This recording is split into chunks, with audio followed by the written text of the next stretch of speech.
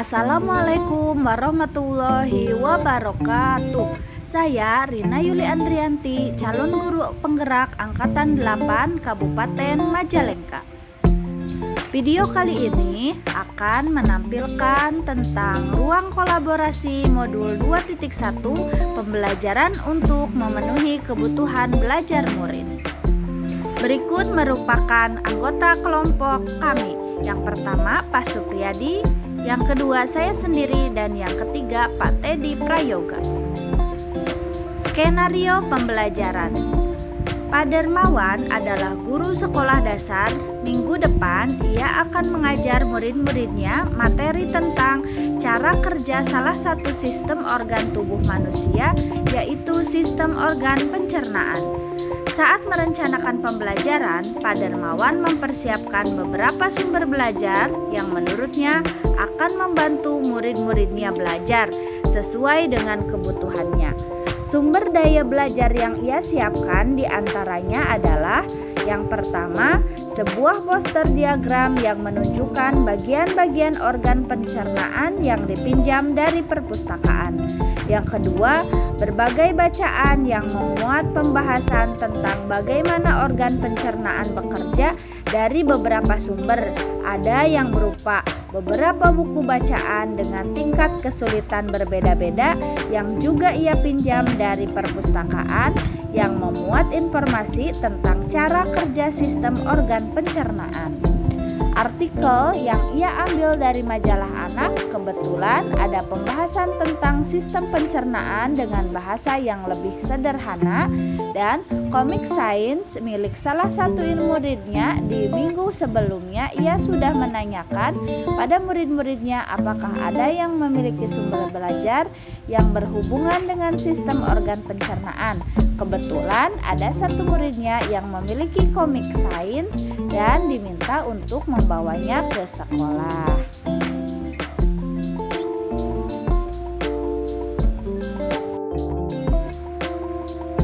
Yang ketiga, di kelas Pak Dermawan tidak ada komputer, tetapi Pak Dermawan tetap mencoba mengunduh lewat handphonenya sebuah video singkat yang menjelaskan tentang bagaimana organ pencernaan bekerja.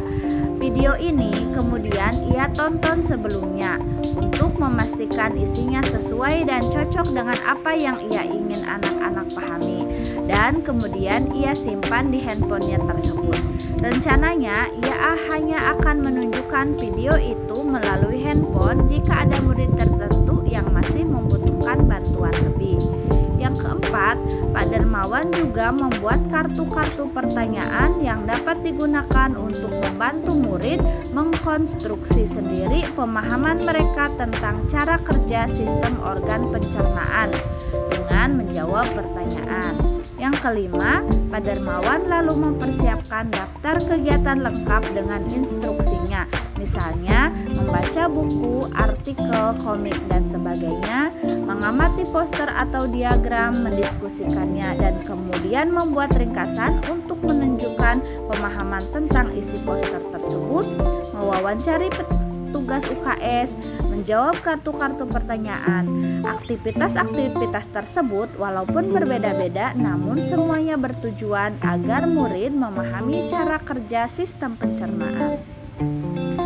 Di awal pembelajaran, Pak Dermawan memberikan penjelasan kepada semua murid yang ada di kelasnya tentang tujuan pembelajaran dan konsep kunci yang ia ingin anak-anak kuasai.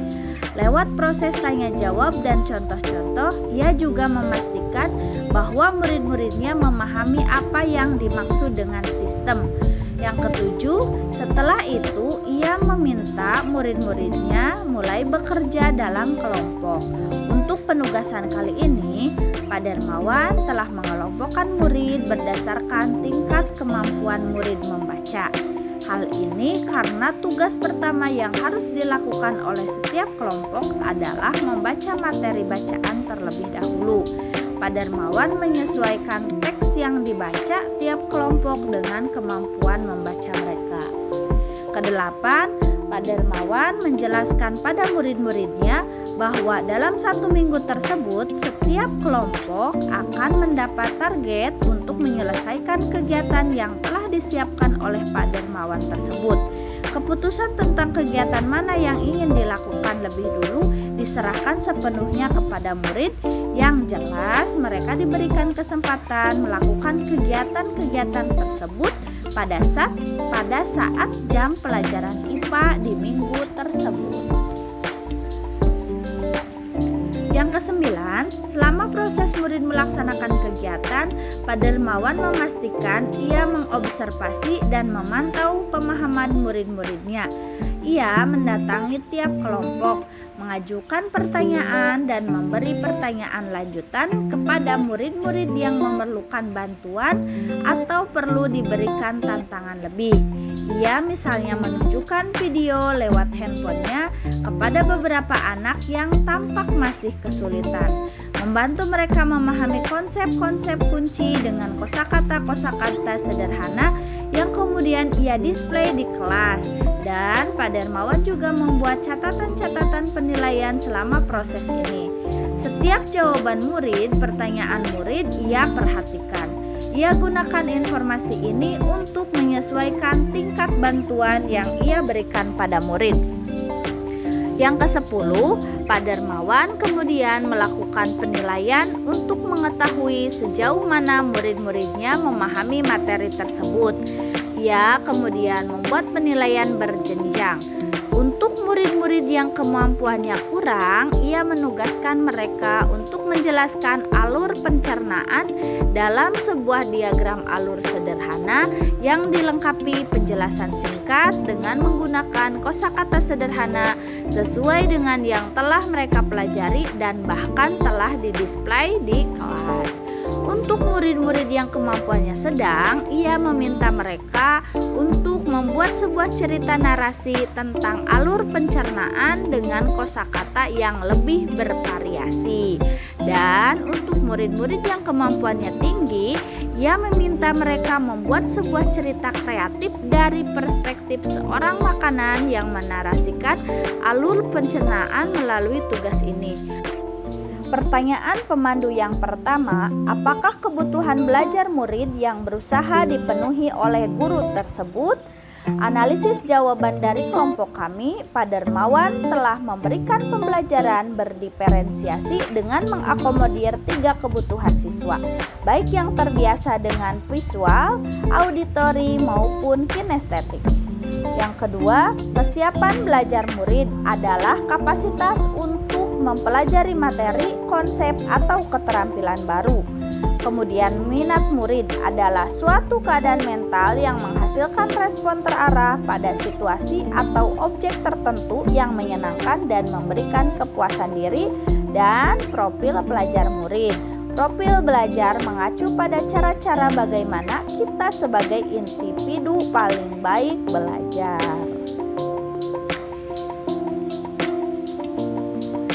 Pertanyaan pemandu yang kedua, bagaimana cara guru tersebut menentukan kebutuhan belajar?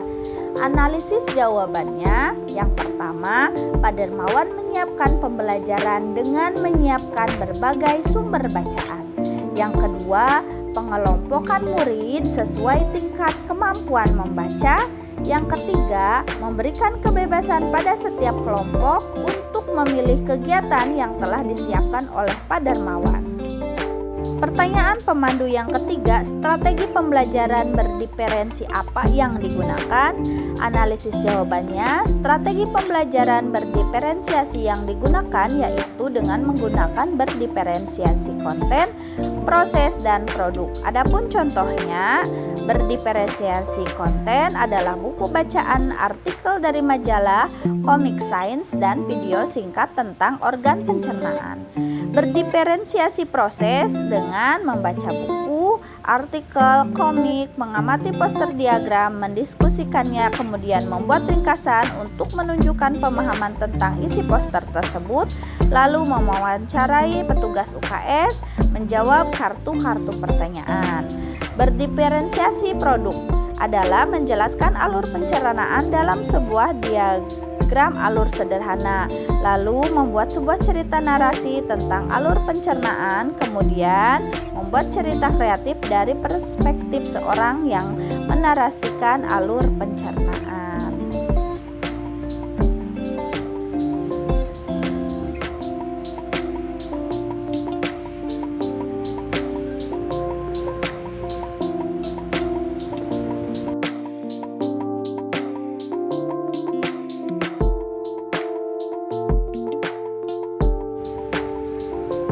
Pertanyaan pemandu yang keempat, bagaimana guru tersebut melakukan penilaian?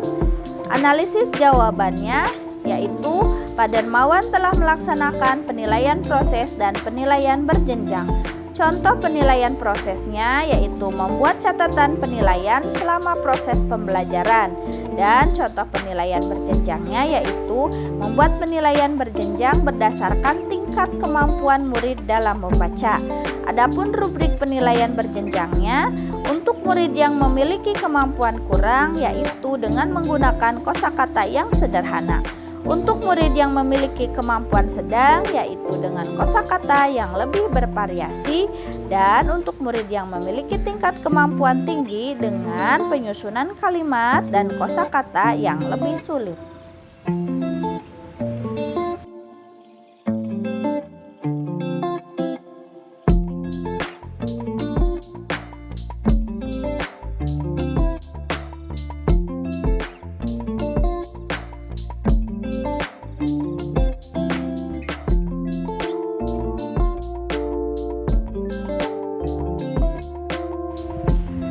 Refleksi dari kegiatan diskusi dalam ruang kolaborasi adalah melihat dari skenario pembelajaran yang dilakukan Pak Darmawan, kita harus bisa fokus dalam merencanakan pembelajaran yang berdiferensiasi sehingga akan terwujud murid yang sesuai dengan kesiapan belajar, minat, dan profil belajar murid.